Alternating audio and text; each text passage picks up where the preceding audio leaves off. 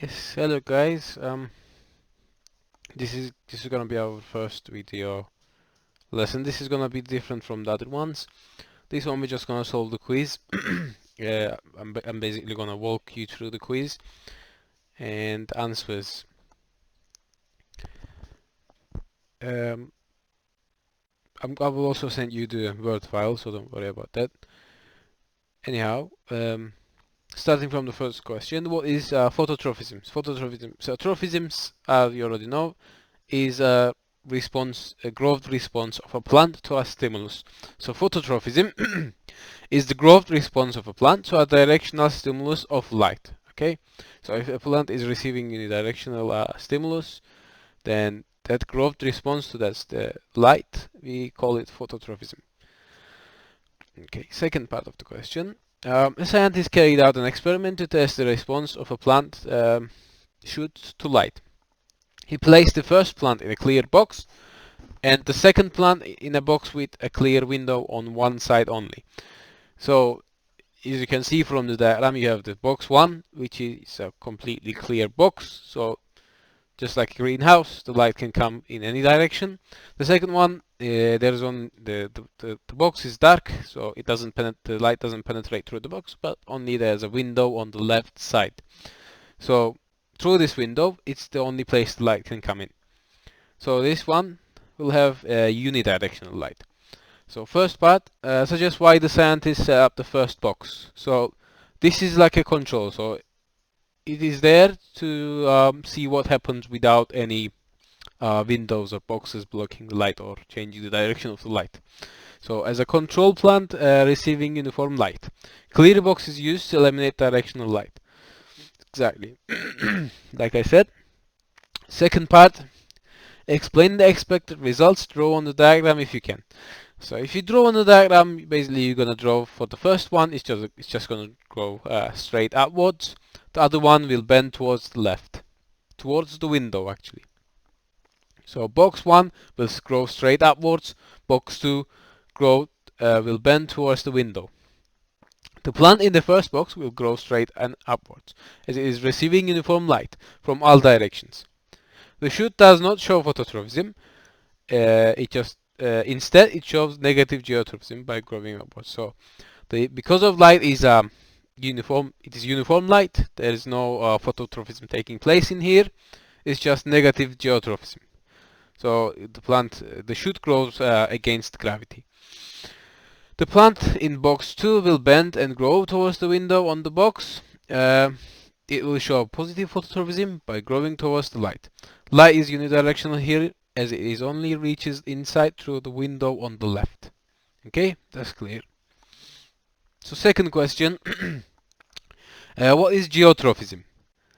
The growth response of a plant to the force of gravitational pull, or you can say downwards pull of gravity. So, but you should know it's always downwards. Okay, when you talk about gravity or gravitational pull. Second part, B, use the words in the boxes to fill in the table below. So you have response part of the plant and direction the plant grows. First cell, you have positive phototrophism. Stem tip, so the top, the shoot, grows towards the light.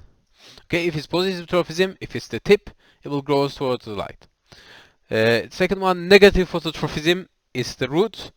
It grows away from the side. So it growing away from the light, it doesn't grow to the direction of the light, it grows to the other direction. So it's negative phototrophism. Positive geotrophism, root tip, it will grow towards gravity.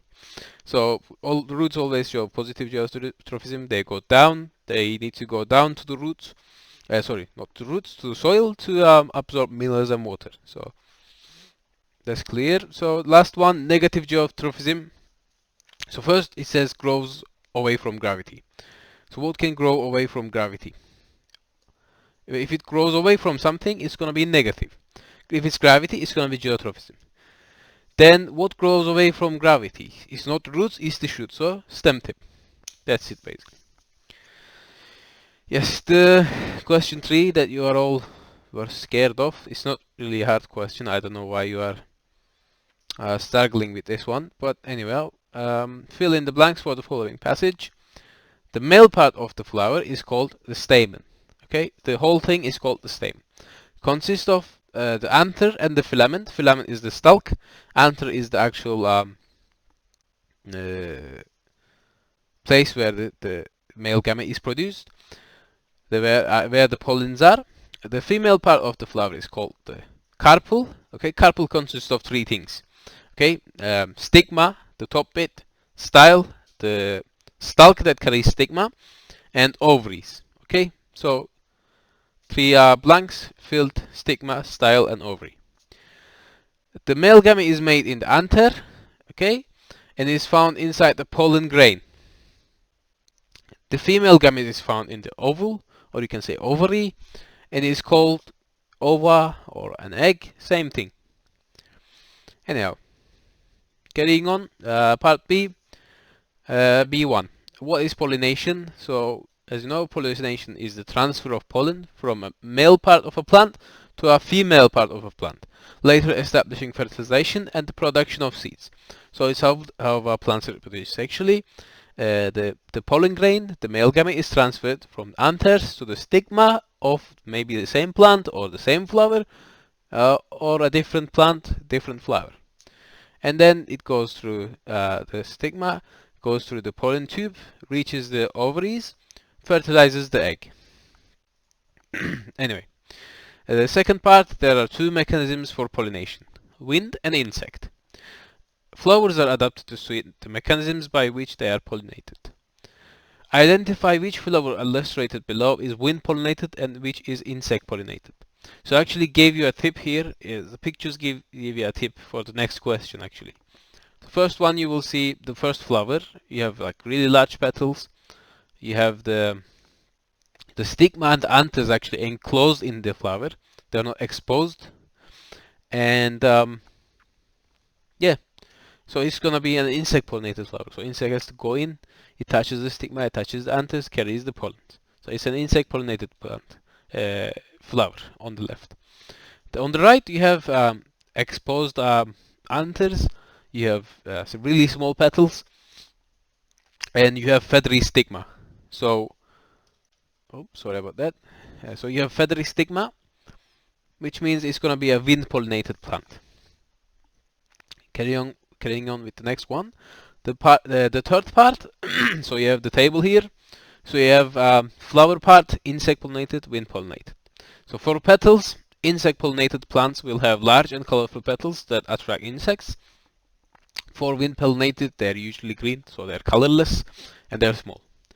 Nectary or nectar is present in insect pollinated plants because they need to attract insects, or it works as a reward for the insects, so the insects prefer to come to them. But in wind pollinated one, they don't use insects, so it's absent. Scent is there are various different scents for different type of insects. So insect pollinated ones have scents, while it's absent in wind pollinated flowers. Carrying on, stigma is enclosed and sticky in insect pollinated plants, insect pollinated flowers, but is exposed and feathery in wind pollinated flowers. Stamen, it is again enclosed within the flower. So the actual anthers, the stamen, anthers, and the filament, it's enclosed within the flower. So the insect, when it goes inside the flower, it touches them. And for wind pollinated, it's exposed, so the wind can carry the pollen grains away. Okay, part C. Explain the difference between self-pollination and cross-pollination. This is actually really simple. It's in the name. Self-pollination occurs when pollination happens within the same flower. However, in cross-pollination, pollen grains are transferred from a different flower of the same species. So in self-pollination, the pollen grain comes from the actual same flower. So same anthers, same stigma, just goes inside for somehow, or by wind or an insect. So it's called self-pollination. But cross-pollination is when insects or the wind take the pollen grains from a flower to a different flower stigma. So this is actually the most of the flowers, most of the plants, they have adaptations to prevent self-pollination. Why this is? Because it's actually the answer of the next question. Why is it preferable for a plant to encourage cross-pollination rather than self-pollination? This is because this is there to increase genetic variation. As you know, genetic variation is a good thing. When you have genetic variation, species are more able to adapt.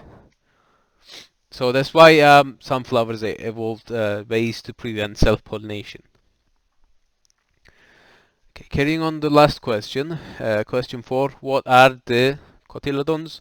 Cotyledons are the two seed leaves of a plant embryo. Plumule is the shoot of the seedling. Radicle is the root of the seedling. Okay, that's simple. The last part, part B, summarize the experiment results below to explain what conditions are required for seed germination. So let's talk about conditions for seed germination first.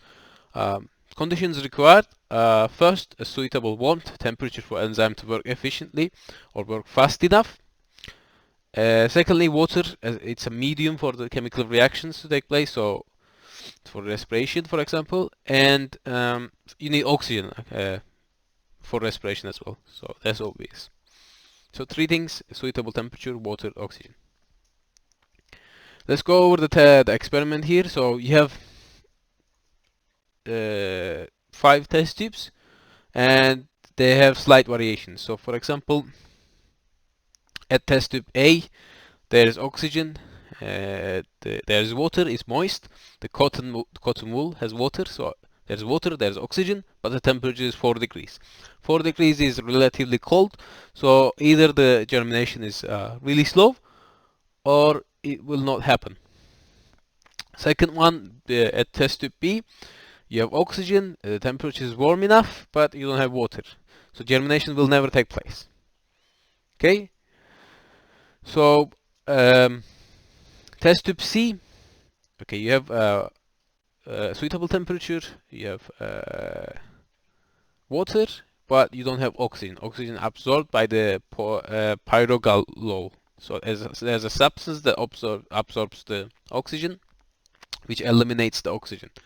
So because there is no oxygen, the respiration won't happen, therefore germination won't take place. Test tube D, so this one is where you actually have everything. You have warmth, you have water, you have oxygen. So germination takes place, as you can see. The seeds will germinate. And the last one is actually exactly the same, except they cover it with something which prevents the entry of light. So there is no light, but it doesn't matter, as you know, seeds can germinate inside the soil. They do not need light. It's not one of the conditions required for germination. So germination will still happen. Okay, so that's end of our quiz. I thought it was really simple.